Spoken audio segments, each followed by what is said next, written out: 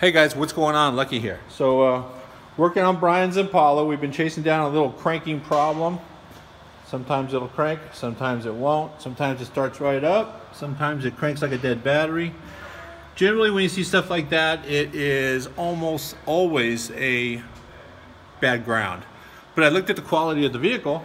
The assembly looks good, all good equipment, no shortcuts taken, so I assumed right from the get-go they did stuff right. So I overlooked the ground issue, went right to it's an inexpensive starter motor, let's replace that. I did notice that the starter was loose, the power to it, so the terminal had been seeing some heat. Makes perfect sense. I then checked the battery for cold cranking amps, it's fine.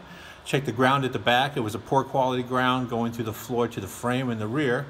Then I came up to the front where it goes from the frame up to the engine block, and this is what I found.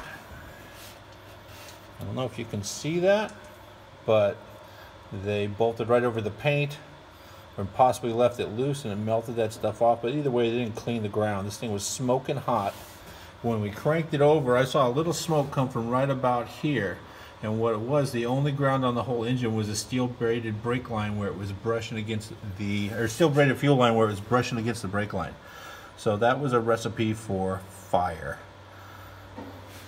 So right now I'm going to clean up that ground and put in a new bolt. So that's your tech tip. Always go to the grounds. Good grounds are very important. Always put on good grounds. If you didn't get the message, always put on good grounds.